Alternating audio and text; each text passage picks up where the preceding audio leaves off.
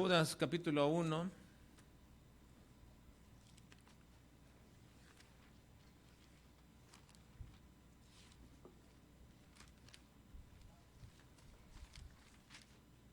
La semana pasada comenzamos esta pequeña serie de estudio respecto al versículo 11, aun cuando tratamos de alguna forma de introducirnos con todo el mensaje de Judas. Estamos centrándonos en el versículo 11 debido a que Judas está exponiendo a hombres que han entrado encubiertamente a la iglesia, a la comunidad de creyentes, y han entrado con el propósito de hacer que el libertinaje de la gracia de Dios, más bien en convertir en libertinaje la gracia de Dios y negar a Dios el único soberano. Ese es precisamente una de las condiciones peligrosas, hermanos, y es algo que podemos nosotros distinguir entre una iglesia verdadera y una iglesia que no lo es.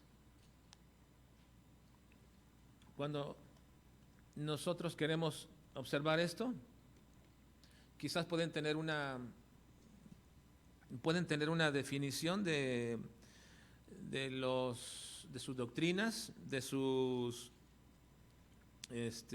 artículos de fe como iglesia, pero aun porque sus artículos de fe sean, diríamos, artículos de fe que son de iglesias bautistas, no necesariamente implica que mantienen estas doctrinas a las cuales Judas nos alerta que debemos tener cuidado, porque hombres han entrado encubiertamente para convertir en libertinaje la gracia de nuestro Dios y negar a Dios el único soberano y también a nuestro Señor Jesucristo. Así que entonces, basado en todo esto, alertándonos, introducimos la semana pasada 3 prácticas malignas que se llevan a cabo, se introducen encubiertamente dentro de la iglesia y que hay que tener cuidado y hay que mantener con mucho cuidado. 3 prácticas malignas que se introducen en la iglesia y hay que tener y cuidarnos de ellas. Y ya vimos cuáles son de manera general. Vamos a entrar hoy en la primera, el camino de Caín. Dice versículo 11: ay de ellos, hablando de todos los que viene diciendo, ay de ellos, porque han seguido el camino de Caín y se lanzaron por lucro en el error de Balaam y perecieron en la contradicción de Coré. Estoy casi seguro que una de las razones por las cuales Judas simplemente menciona el calificativo o el sustantivo de estas acciones es para que nosotros podamos escudriñarlas. No nos dice por qué, aun cuando Judas fue escrito a una iglesia en general, a una iglesia no en particular, sino en general a todos los creyentes, y podemos ver por lo que está mencionando que de todos ellos hay gentiles y también hay judíos, por supuesto. No les dice la razón o en qué consistía el camino de Caín, ni tampoco el lucro o el error de Balaam, ni tampoco la contradicción de Coré. Nos toca y nos corresponde a nosotros entonces comprender y entender, hermanos, cuáles son estas prácticas. Y entremos entonces al camino de Caín. ¿Cuál es el camino de Caín? Bueno, lo resumí la semana pasada, se los vuelvo a recordar hoy una vez más. El menosprecio por las formas correctas de honrar y de glorificar a Dios. El camino de Caín. El menosprecio por las formas correctas de honrar y glorificar a Dios. Ahora, recordemos que Judas le da este nombre a la acción de Caín y se le llama camino, entre otros muchos usos. El nombre de camino es también el comportamiento que alguien tiene y que luego por su repercusión de ese comportamiento que tiene, sea bueno o sea malo, sirve como un ejemplo para que otros lo sigan, para bien o para mal. Así que cuando hablamos de camino, este nombre que le da Judas a la acción de Caín, le llama camino, el sustantivo que le da para referirse a él, es para referirse precisamente a que el ejemplo de Caín ha servido como un camino, ha servido como algo que muchos transitan. Así entonces, Judas nos remite el comportamiento de Caín como un camino ya establecido desde el momento en que lo llevó a cabo y por el cual muchos han seguido transitando desde entonces hasta ahora. Por eso es que Judas lo trae a colación unos 4000 años después de que esto aconteció. Obviamente este camino no es bueno, es condenable. Y es por ello que la iglesia, y también en este caso Judas, en su carta tiene el propósito de exponer a estos hombres que han entrado a la iglesia para detener el avance. Y nos dice que lo han hecho porque han seguido el camino de Caín. Ahora, la semana pasada establecimos que encontrar la verdadera intención o las intenciones por las cuales algunos están tratando de detener el avance de la iglesia es inconcebible. ¿Cómo es que alguien dentro de la iglesia trata de detener el avance de la iglesia? Es tan inconcebible como que alguien dentro del hogar, padre, madre, alguno de los hijos, no quiera que su familia avance, que su familia progrese, que su familia vaya bien. Es inconcebible tal cosa. Sin embargo, acontece, sucede dentro de los hogares, sucede dentro de las iglesias. Pero es inconcebible encontrar que supuestos creyentes o supuestos cristianos estén tratando de detener el avance de la iglesia. Ahora, esas acciones que estos hombres o supuestos creyentes tratan de hacer para detener el avance de la iglesia no surge de una mala aplicación en cuanto a sus buenas intenciones. Es decir, no se están equivocando en hacer algo aun cuando tienen buenas intenciones. No se trata de un error de aplicación de buenas intenciones. Tampoco se trata de un celo real y verdadero por la iglesia y por el Señor mismo. En realidad es que quien hace esto no puede ser un verdadero cristiano. Quien detiene el avance de manera tan abierta de la iglesia no puede ser un verdadero cristiano. No puede ser un hijo de Dios. Un hijo de Dios siempre tiene el deseo de querer honrar y obedecer a su Señor. No puede ser un verdadero creyente, porque están deteniendo el avance que Dios ha querido que su iglesia tenga en el cumplimiento de la gran comisión, para lo cual fue comprada, para lo cual fue establecida, para lo cual el Señor estableció en este mundo a la iglesia. Así que en realidad, tales acciones son calificadas como malignas. Es una abierta y una descarada acción satánica en contra de la iglesia.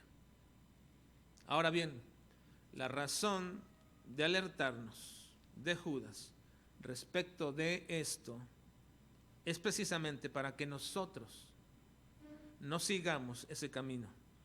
Ahora, no es que nosotros nos podamos convertir en abiertos opositores a la iglesia y al mandamiento del Señor, pero debemos tener cuidado porque sí somos factibles y también vulnerables de seguir ese camino.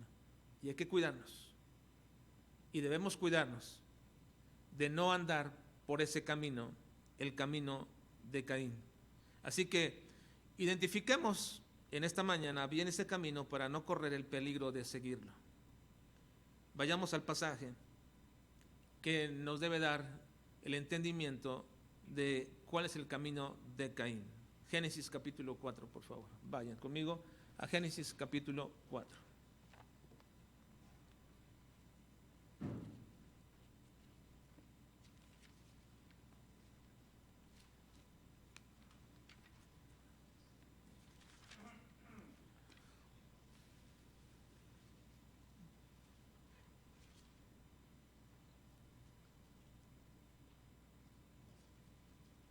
Génesis capítulo 4.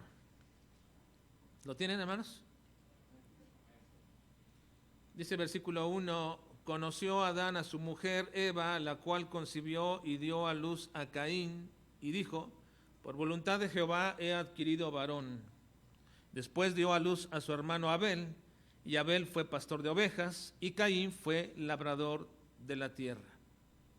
Ahora quiero que identifiquemos en esta lectura, que vamos a hacer ahorita en un momento más, en la continuidad de esta historia por la cual se está contando de Caín y Abel, hay que entender varias cosas. Primero, no nos dice la Escritura que Caín y Abel fueran los primeros hijos.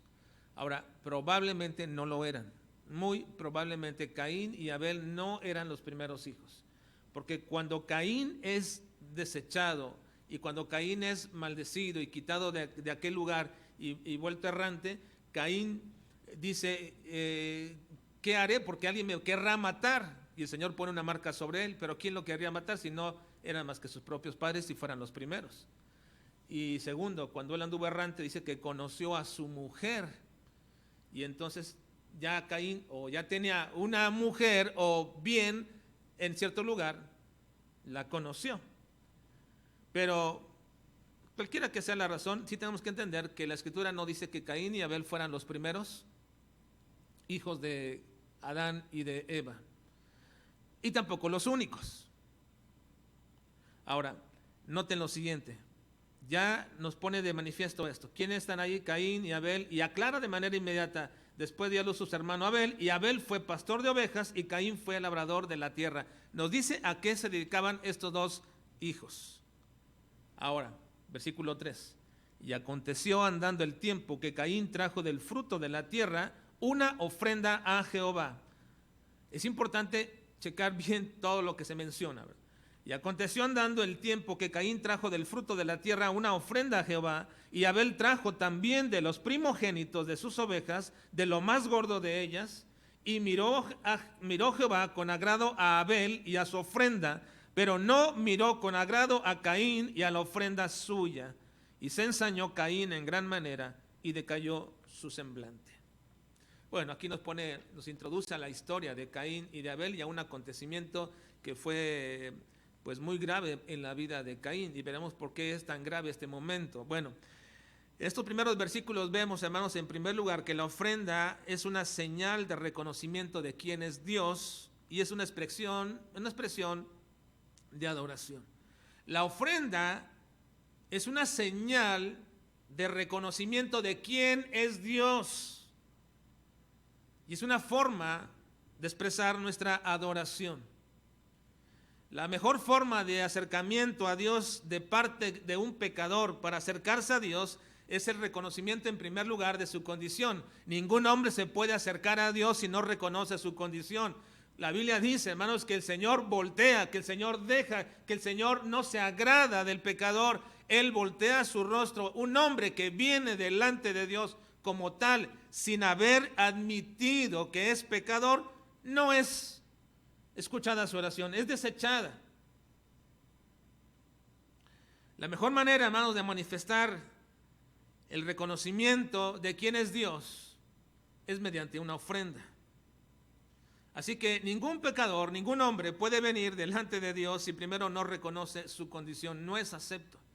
Esta lección muchas veces Cristo la mencionó tantas veces en muchos pasajes, pero recuerden ustedes cuando en una ocasión mencionando acerca de lo que él observó y vio a un hombre rico, a un hombre fariseo, un hombre religioso, lleno de todo su religiosidad, orando de pie delante de Dios y orando delante de él diciendo no soy como todos estos pecadores, manifestando su propia justicia. Y luego después nos hace observar a cierto publicano, a un hombre que ni siquiera le quería levantar su vista al cielo y que se golpeaba el pecho diciendo Señor, sé propicio, compadécete de mí, que soy un pecador.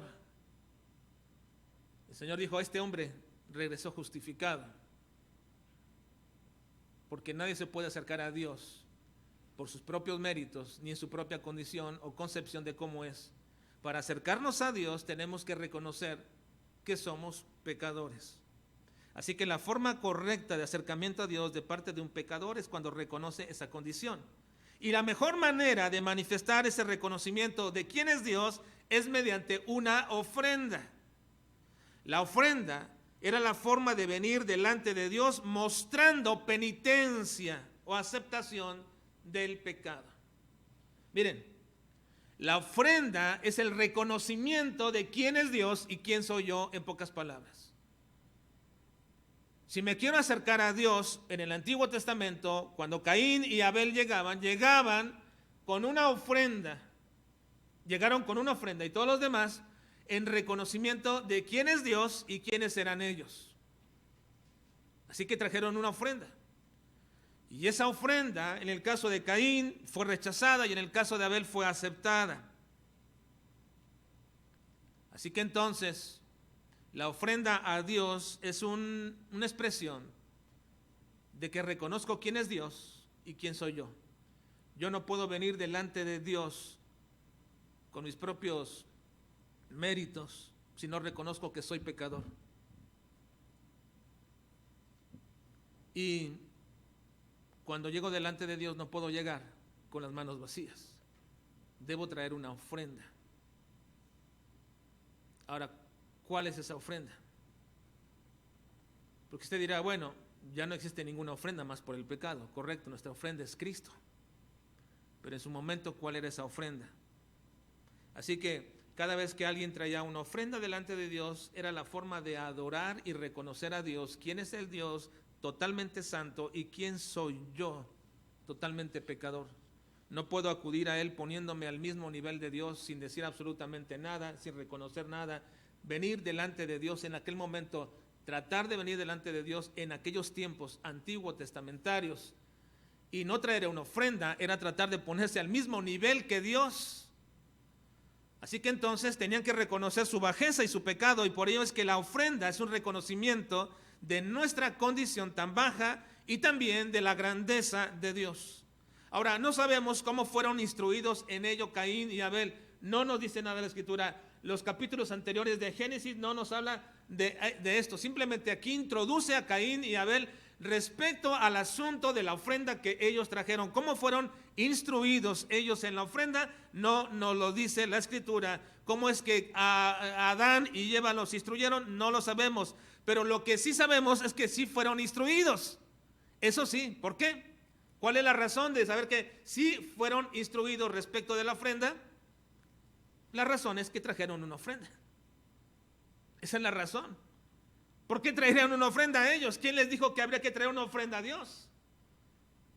Sí fueron instruidos respecto de la ofrenda, no sabemos cómo, pero la razón de que trajeran una ofrenda nos habla de que eran y fueron instruidos. Ahora, la idea general de muchos es que la ofrenda de Caín no fue aceptada porque debió de haber sido como la de su hermano Abel, como una oveja, porque una oveja era el representativo de la persona de Cristo. Ahora, ciertamente una oveja desde tiempos antiquísimos es la representación del Cristo que vendría, eso es cierto.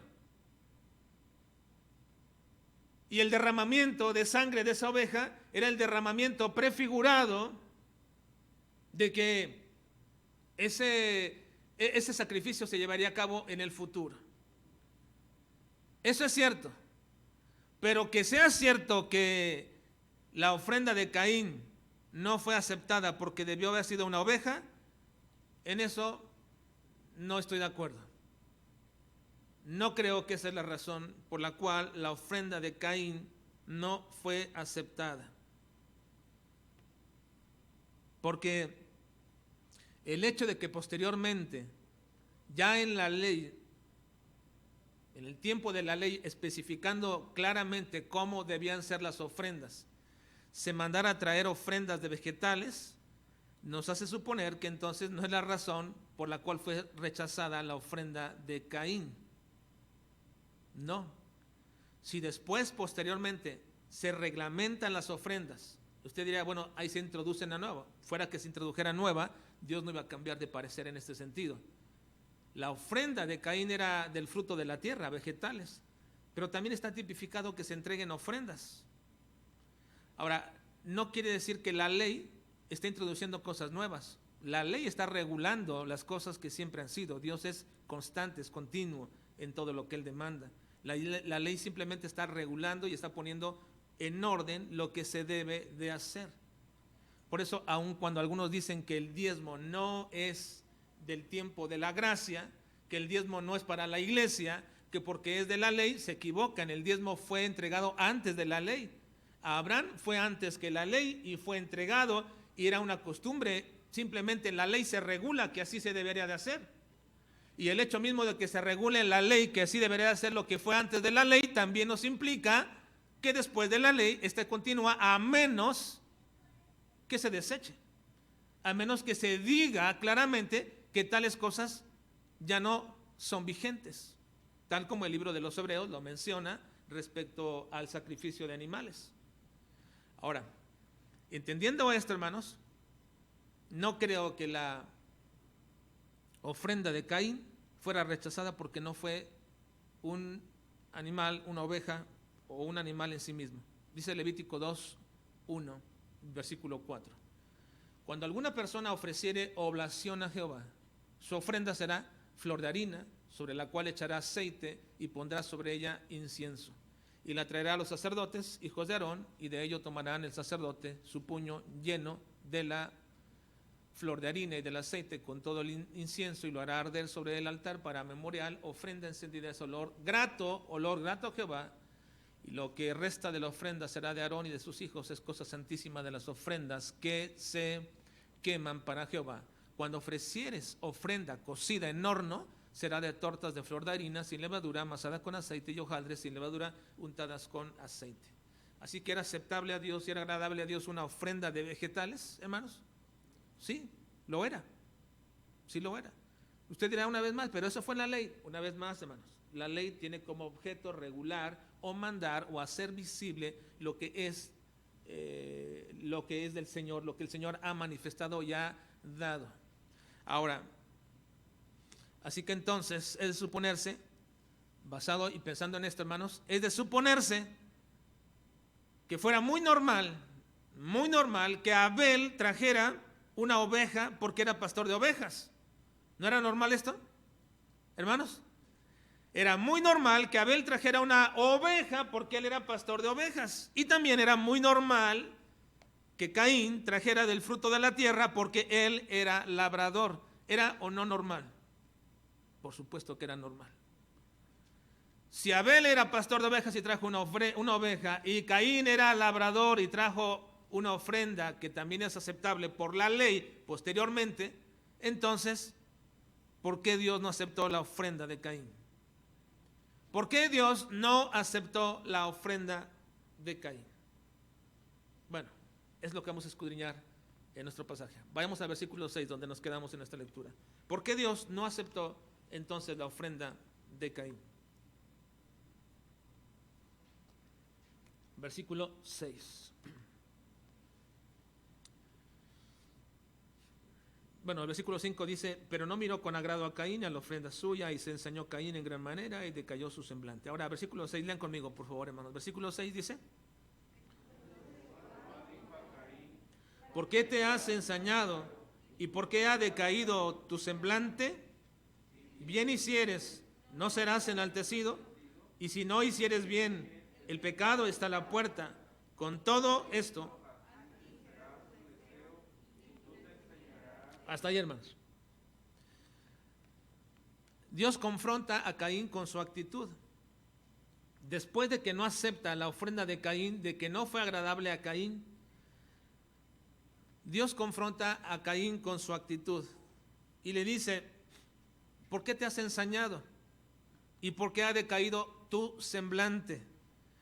Una vez que Dios le hace patente, y no sé cómo fue que hizo patente, probablemente fue por el fuego, porque tanto la ofrenda del carnero o de la oveja como la ofrenda de vegetales debería de ser quemada. Es muy probable, tal como lo hizo también con Elías cuando estaban aquellos hombres, los profetas de Acera y de todos ellos, tratando de darle una ofrenda, y no caía el fuego sobre ellos, pero cuando cae el fuego sobre la ofrenda que traía Elías, entonces todos supieron que fue acepto delante de Dios. Bueno, es muy probable que precisamente en aquellos tiempos la manera de manifestar Dios que era aceptable la ofrenda es que la consumiera el fuego.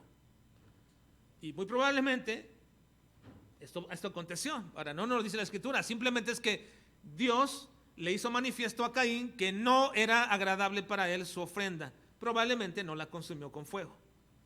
Pero de que Caín lo supo que no fue agradable, lo supo. ¿Y cuál fue la reacción de Caín? Decayó su semblante y se ensañó. Una versión dice: ¿por qué te has ensañado y por qué ha quedado tu rostro inmutable? No tiene ninguna expresión. No sé, hay una gran diferencia, hermanos, entre entristecerse, pero que tener un rostro inmutable. Hay gente que no manifiesta ninguna reacción ante alguna circunstancia, ni de alegría, ni de tristeza, ni de enojo, simplemente son inmutables. Algunas de las veces esa condición manifiesta un enojo muy profundo. Yo recuerdo a uno de mis hermanos cuando eran pequeños que cuando mi papá nos disciplinaba, uno de ellos llegaba el momento que lo disciplinaba y él así se mantenía, ni lloraba, ni derramaba lágrimas, ni se enojaba, ni decía absolutamente nada, simplemente su rostro era inmutable. Y eso obviamente hacía enojar más a mi papá y le daba más todavía, pero no había en él nada, no sé si lo hacía a propósito para hacerlo enojar, pero había aprendido a hacer eso. Así que entonces le dice: Señor, te has ensañado y tu rostro quedó inmutable ante lo que yo he hecho, ante la manifestación que te he dado. Ahora, ensañar viene de una palabra hebrea, jara, que significa brillar o calentarse. Eso significa brillar o calentarse. Es una forma de manifestar que alguien está ardiendo de cólera y de celos. También, de hecho, la palabra ensañar viene del latín insaniari o insano, que significa alguien que está loco de furor. La misma palabra ensañar viene de una palabra antigua, sanie, que era la forma como se denominaba al veneno o a la ponzoña de algún animal. Cuando alguien era mordido o picado por algún animal, esa ponzoña, sanie, era el veneno mismo que se introducía, lo cual indicaba que la herida se infectaba, era insana. Así que cuando Dios le dice a Caín, Caín, ¿por qué te has ensañado?, está hablando que Caín tiene un enojo, una cólera, un ardor, está airado al punto de que se va a volver loco por tal furor. ¿Por qué te has ensañado y decaído tu semblante? Así que, ¿cómo respondió Caín ante la manifestación de que Dios no aceptó ni a Caín ni a su ofrenda? Bueno, con enojo, un enojo, realmente un ardor, una cólera, un furor, un veneno penetrante en su propio corazón. El enojo, hermanos, es una expresión emocional con la cual Dios nos dotó cuando nos diseñó y diseñó nuestro cuerpo, el diseño nuestro nos dotó de enojo. Enojarse en sí mismo no es pecado. Es pecado lo que hacemos con el enojo, o bien también es pecado por lo cual nos enojamos. El enojo en sí mismo no es pecado, es una manifestación simplemente de algo que hay en nosotros. Así que aquello que nos lleva a pecar, en ese enojo que nos lleva a pecar, algo muy común, hermanos, es dejar que el enojo mengüe, decimos, por sí mismo con el tiempo. Cuando dejamos que el enojo mengüe con el tiempo y decimos: ahorita no quiero hacer nada, no quiero decir nada, no quiero mencionar nada porque quiero calmarme, tranquilizarme. Puede ser, hermanos, que eso está correcto, pero pensar que eso va a arreglarlo en absoluto, no lo va a arreglar. Algo muy común es dejar que el enojo se mengue con el tiempo en lugar de arreglar a tiempo la condición que nos llevó a este enojo. Por eso es un problema grave, porque no permite arreglar aquello que ocasionó el enojo, y eso seguirá latente y maximizado para la próxima ocasión. Por ello, la recomendación bíblica que nos da el apóstol Pablo es: no se ponga el sol sobre vuestro enojo, ni deis lugar al diablo. Normalmente siempre estamos hablando de este asunto respecto a los matrimonios o las relaciones entre padres e hijos, y esto es correcto, pero en realidad es un mandamiento para todo. No se ponga el sol sobre vuestro enojo, no te duermas, que no termine tu día con ese mismo enojo. Existen varias fuentes, hermanos, de enojo, muchas fuentes por las cuales nos enojamos. Hay un enojo por el quebrantamiento de las cosas sagradas. Ejemplo de Cristo, hermanos, en el templo. ¿Recuerdan cómo se enojó y tomó un hato de cuerdas y sacó a todos los cambistas y toda la gente de ahí? Y nadie pudo hacer nada absolutamente. Y él dijo, el celo de tu casa me consume. Trajo a colación ese texto para decir por qué se estaba enojando. El enojo es el quebrantamiento por las cosas sagradas. Es un enojo que podemos llamar aceptable, entendible y hasta requerible muchas veces. Quedarnos así, inmutables, ante aquellos que ofenden al Señor, o ante aquellos que ofenden y rompen y desechan las cosas sagradas, o pisotean las cosas del Señor, quedarnos inmutables prácticamente también ser partícipes de lo que ellos hacen. Es un celo correcto, adecuado, de querer honrar a Dios por encima de todos, pero también es condenable en forma negativa, es decir, cuando queremos honrar a otros en lugar de a nuestro Señor, carecemos de ese celo y de ese enojo correcto. Así era Elí con sus hijos. ¿Recuerdan? Los hijos de Elí dormían en el templo con las mujeres, menospreciaban las ofrendas del Señor, tenían en poco lo que era su ministerio dentro del servicio al Señor, lo tenían en poco. Y entonces el Señor le dice a Elí, voy a hacer algo, que cuando alguien lo escuche, le van a doler los oídos, le van a reteñir, porque tus hijos son impíos. Menosprecian mis ofrendas, duermen con las mujeres en el templo, pero sobre todo, tú ni siquiera los has estorbado. Tú no los has estorbado. Así que el enojo por el quebrantamiento de las cosas sagradas es entendible, correcto y tantas veces requerible también. Ahora, también hay un enojo, otra fuente de enojo, y es el enojo por el daño ocasionado a otras personas. El daño que se le ocasiona a otras personas. Es como el caso de Jonás, con un buen sentimiento, era tan su enojo de no querer ir a hablarle a los ninivitas por lo que ellos habían hecho con el pueblo de Israel, con su propio pueblo, y él dijo, yo no voy con ellos, no quiero que tú los perdones, porque yo sé que si voy y les predico, yo ya sabía, cuando lo hizo, yo ya sabía que tú ibas a perdonarlos, y se enojó tanto Jonás. Ahora, es loable el identificarnos con personas que son afectadas inocentemente. Qué bueno que podemos tener eso y podemos de pronto salir al auxilio de algunos de ellos, pero debemos tener cuidado, porque algunas veces esa clase de enojo puede estar equivocado,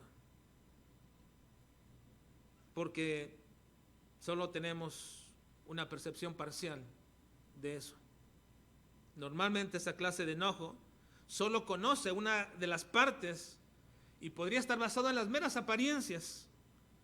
Cuando no conocemos los detalles ni la situación exacta, también podría ser inducido para ganar adeptos. Así que hay que tener cuidado respecto a este enojo antes de expresarlo.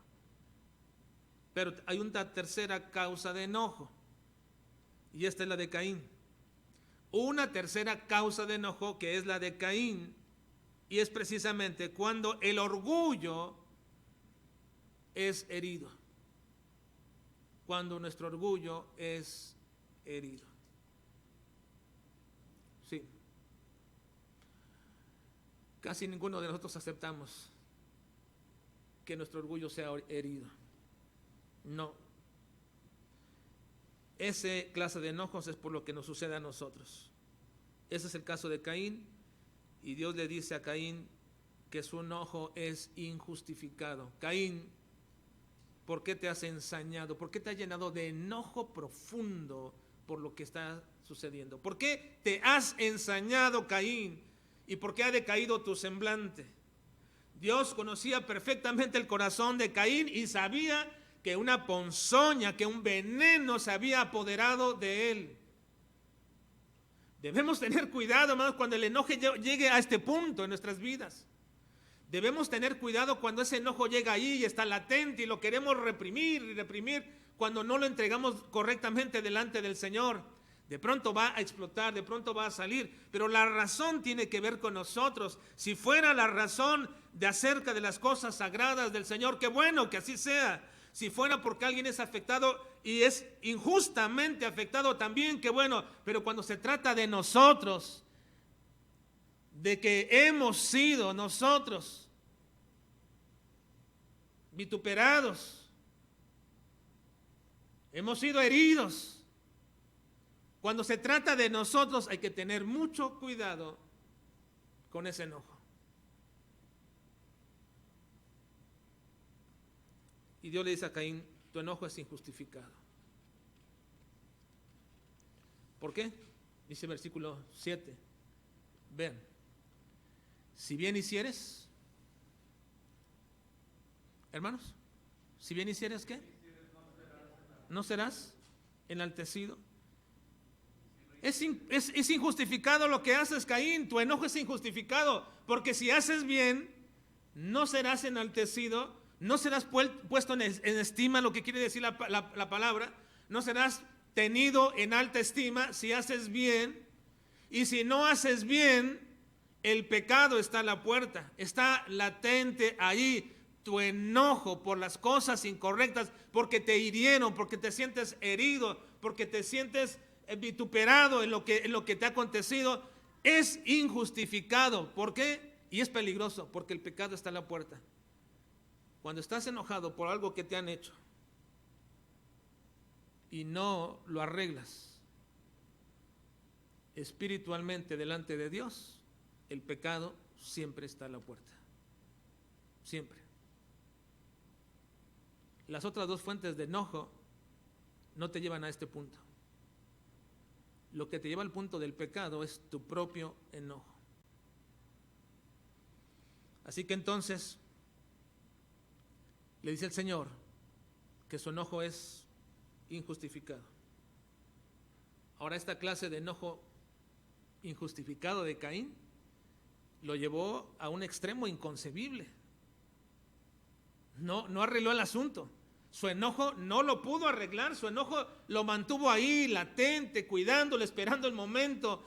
Ese enojo no lo arregló, y siempre que no arreglamos un enojo por causa de lo que nos han hecho, por causa de que nuestro orgullo ha sido herido, cuando no arreglamos eso, siempre estamos a una puerta del pecado. Pasó con Caín. Vean versículo 8. Dice, y dijo Caín a su hermano Abel, salgamos al campo. Y aconteció que estando ellos en el campo, Caín se levantó contra su hermano Abel y lo mató. ¿Hasta dónde llegó el enojo de Caín, hermanos? ¿Hasta dónde llegó el enojo de Caín?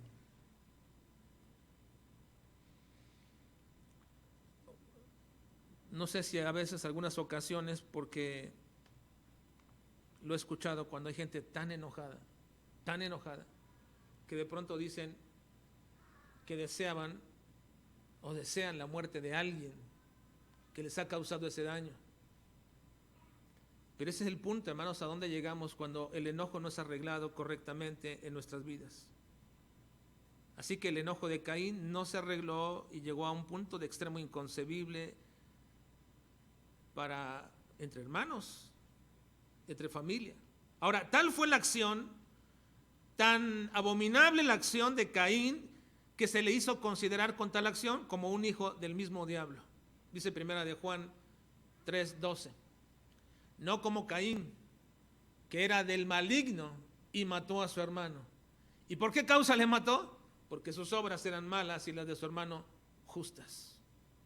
Así que Caín es calificado como del maligno, perteneciente al mismo diablo, porque todo se originó en un enojo.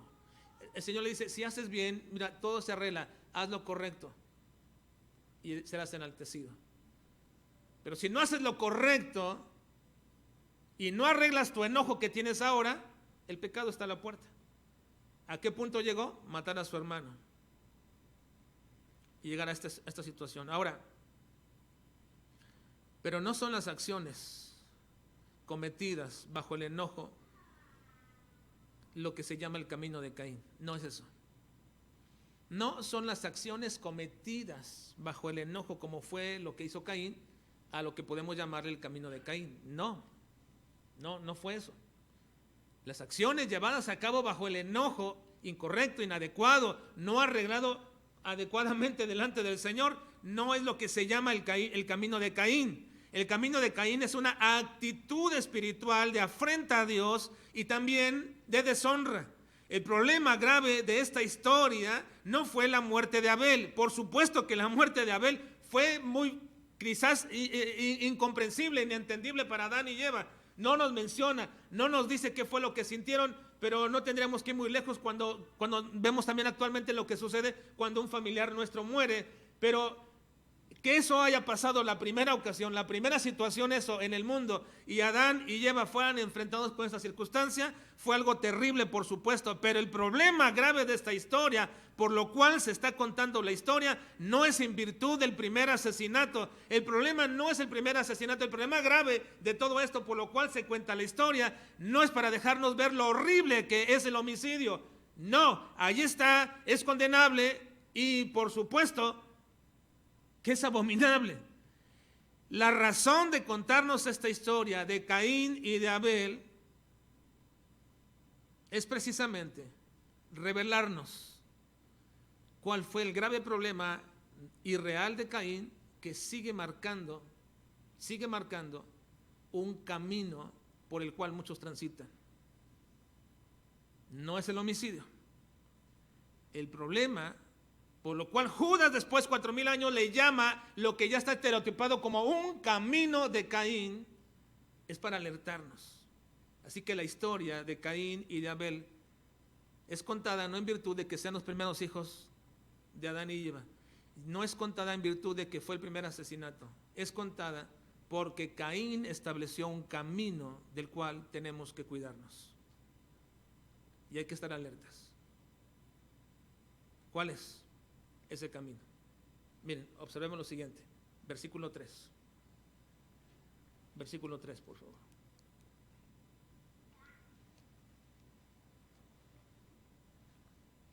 Y aconteció que andando el tiempo, que Caín trajo del fruto de la tierra una ofrenda a Jehová.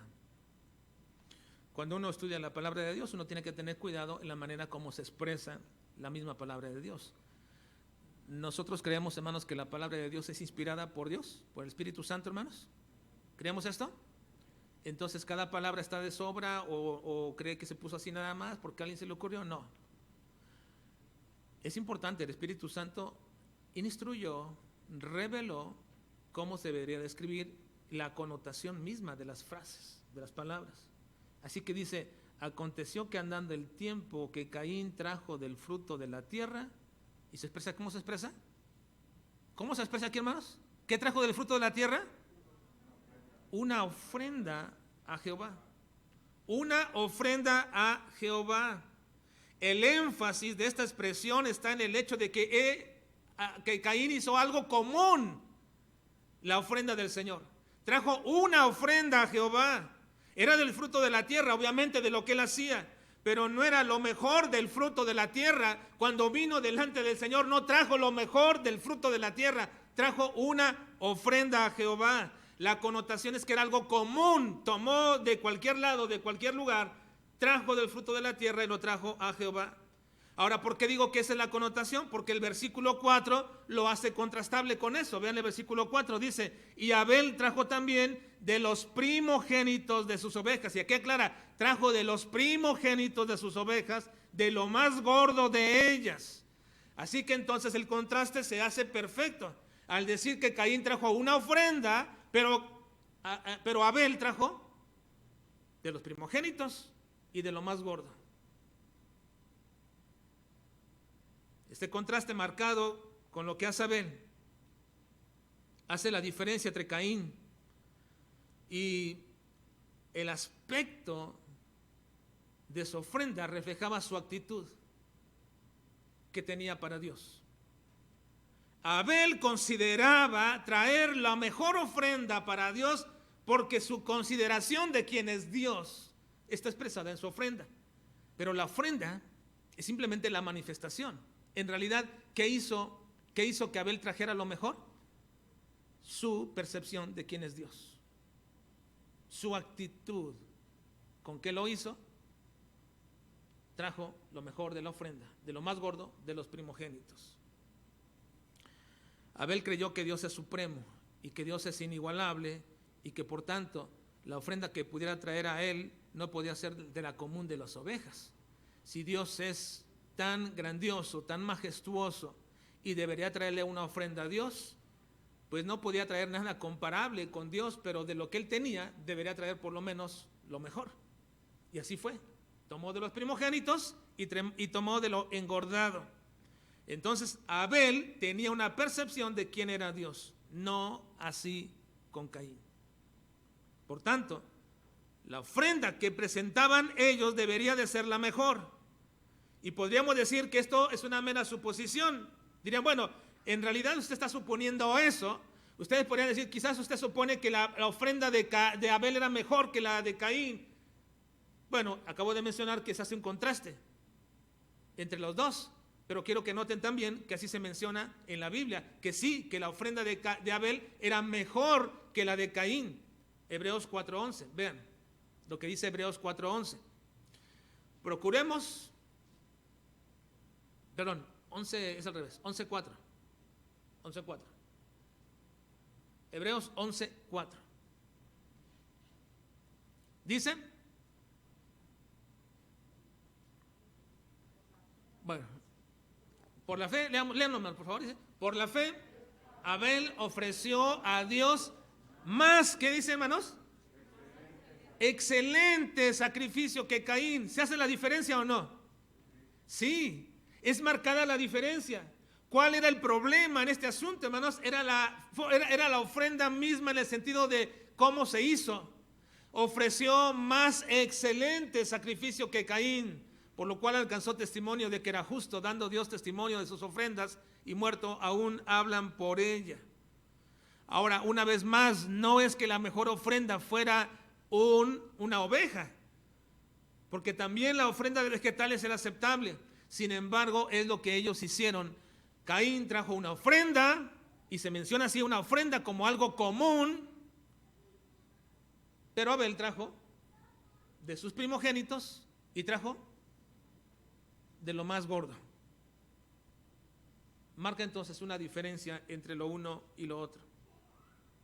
El hecho, hermanos, el hecho de que se mencione que Dios vio con agrado primeramente a Abel y luego a su ofrenda, nos deja ver que el asunto está en la actitud de las personas. Vean lo que dice el versículo 4. Y Abel trajo también de los primogénitos de sus ovejas, de lo más gordo de ellas, y miró Jehová con agrado ¿a quién? Miró Jehová con agrado ¿a quién? A Abel. Miró con agrado a Abel, y luego dice, y a su ofrenda. Entonces, ¿qué es lo primero que ve Dios, hermanos? ¿La ofrenda o la actitud? Lo primero que ve Dios es la actitud y luego la ofrenda. Miren, este es el principio de todas las cosas referentes en nuestra vida. Todo. Dios no ve tu asistencia aquí en el templo, ve tu actitud con la cual llegaste al templo. Dios no ve cómo cantas, ve tu actitud como cantas. Dios no ve tu servicio, Él ve la actitud con lo cual haces tu servicio. Miró Dios con agrado a Abel, que en consecuencia de su actitud trajo lo mejor de su ofrenda. Ahora vean el versículo 5, pero no miró con agrado ¿a quién? A Caín. No miró con agrado a Caín, y luego aclara, y a la ofrenda suya en segundo lugar. Así que ¿cuál era el problema, hermanos? ¿El problema era la ofrenda? No, el problema era la actitud. El problema era la actitud. Ahora, para culminar, en el versículo 7, hermanos, Dios le dice a Caín que respecto a la ofrenda, él no hizo lo que es correcto. Vean el versículo 7, por favor. Versículo 7, dice, si bien hicieres. A ver, lean por favor esta pregunta que le hace el Señor, porque esta pregunta es reveladora realmente de lo que Dios piensa de Caín y de su ofrenda. Si bien hicieres no serás enaltecido. Bueno, ahí está. Dios le dice a Caín respecto a la ofrenda que él no hizo lo correcto. Es decir, no conforme a una ley o una regla acerca de las ofrendas. No es que hiciste correcta o inadecuadamente de acuerdo a la ley de las ofrendas, sino más bien no hiciste lo correcto respecto a tu actitud y la motivación por la cual tú trajiste una ofrenda. Simplemente me viste a mí como algo normal, algo liviano y tomas de lo que sea y me lo traes.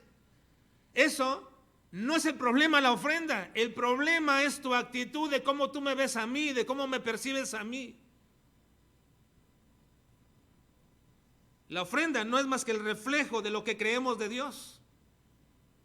La ofrenda que ellos entregaron era el reflejo de lo que ellos creían de Dios. Toda ofrenda, ya sea antiguo testamentaria, ya sean las ofrendas actuales, todas ellas reflejan nuestro aprecio por cómo queremos honrar a nuestro Dios. Si lo hacemos lo excelente para Él, si nuestra forma de alabar es lo mejor que podemos hacer, de estar en el templo también es lo mejor que podemos hacerlo, si realmente cuidamos eso y no simplemente vemos la casa de Dios como un lugar donde nos venimos a reunir y decimos, bueno, esa es la casa de Dios, es un lugar nada más. En realidad no es tan importante, es un lugar ahí. Bueno, sí lo es, hermanos, por supuesto que lo es, porque el lugar donde nos reunimos con el Señor debe serlo tan importante, o no debe serlo, hermanos. Y deberíamos entonces cuidar lo mejor que podamos, no solamente el lugar, sino también nuestra actitud al estar aquí. Por supuesto que deberíamos de hacerlo. Así que la manera, cómo le alabamos, cómo estamos aquí en la casa de Dios, cómo traemos nuestra ofrenda, cómo le servimos, cómo entregamos nuestros diezmos, cómo hacemos todo aquello que decimos que hacemos para Dios, manifiesta lo que nosotros realmente creemos de Dios.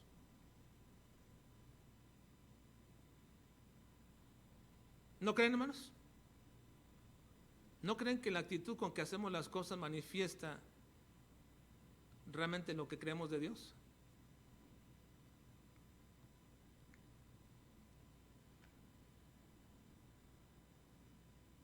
Y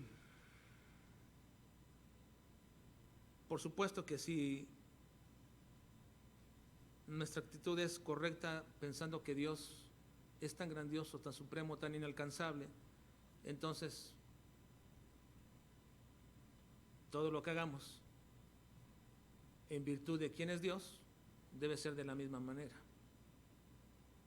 Por eso es que aunque no imponemos ninguna regla en el templo, no la imponemos, porque eso es algo que el Espíritu Santo hace en la vida de todo creyente.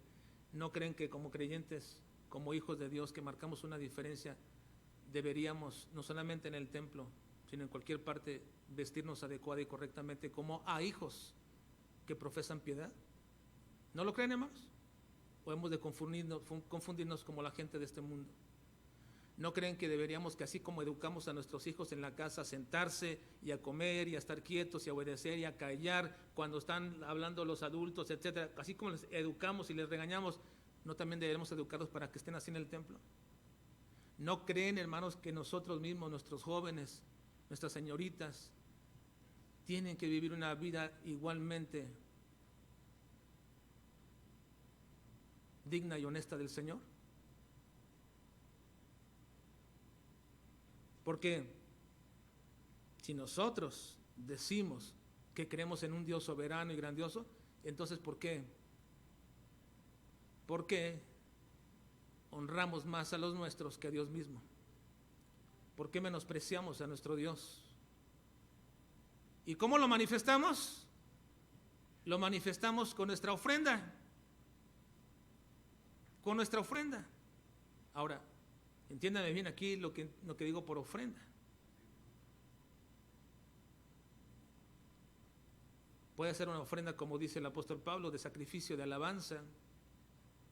Puede ser mi ofrenda el venir a la casa de Dios. Y por supuesto mis ofrendas que entrego al Señor. Si realmente yo creo que Dios es Dios y que Él es grandioso, glorioso, soberano, ¿no deberíamos entonces creer que en virtud de eso nuestra ofrenda debe ser diferente? Hermanos, ¿debería o no debería hacerlo? Sí. Miren lo que dice el Señor. Dios ve eso, ve mi ofrenda, lo pesa y lo califica. Vean lo que dice el Señor, así culmino. Malaquías 1, 6 al 8. Malaquías 1, 6 al 8. Lean conmigo, por favor, hermanos, porque de esta forma el Señor, usted dirá, bueno, Dios no se fija en la ofrenda. Sí se fija en la ofrenda, pero primero ve tu actitud y tu actitud refleja tu ofrenda. Dice, leamos. El Hijo honra al Padre y el siervo a su Señor. Si pues soy yo Padre, ¿dónde está mi honra? Deténganse un momento, deténganse. Mira cómo pone el Señor el argumento tan sencillo, tan claro para todos. Si el Hijo quiere honrar al Padre y si el siervo quiere honrar a su Señor, porque en virtud de que hay en ellos una dependencia uno del otro, y si lo hacen, ahora dice, si pues yo soy Padre, si pues soy yo Padre, el Señor pregunta, ¿dónde está mi honra? ¿Dónde está mi honra? Ahora, sigan conmigo. Y si soy Señor, ¿dónde está mi temor? Dice Jehová de los ejércitos a vosotros, oh sacerdotes, que menospreciáis mi nombre y decís, ¿en qué te hemos menospreciado? ¿En qué hemos menospreciado tu nombre? Ahora, sigan leyendo conmigo, dice, en que ofrecéis sobre mi altar pan inmundo. Y dijisteis, ¿en qué te hemos deshonrado? En que pensáis que la mesa de Jehová es despreciable. Y cuando ofrecéis el animal ciego para el sacrificio, ¿no es malo? Asimismo, cuando ofrecéis el cojo, el enfermo, ¿no es malo? Preséntalo pues a tu príncipe. ¿Acaso se agradará de ti o le será acepto? Dice Jehová de los ejércitos. Si esto no le presentas a tu príncipe, ¿por qué me lo presentas a mí?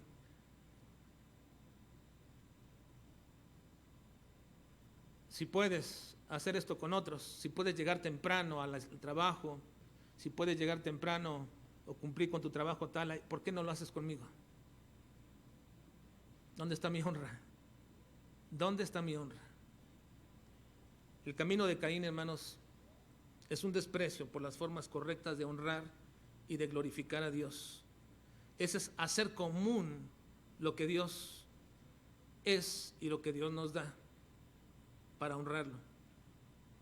Él te ha dado dones y no los usas para Él. Estás en el camino de Caín. Él te ha dado una iglesia y la menosprecias. Estás en el camino de Caín. Él te ha dado recursos y bendiciones y las retienes. Estás en el camino de Caín. Tengamos cuidado, hermanos. Tengamos mucho cuidado, porque el camino de Caín puede ser confundido y podría ser, hermanos, quizás. Y repito, quizás. Podría ser que ya estemos caminando sobre él. Podría ser que andemos sobre el camino de Caín. Vamos a orar, por favor.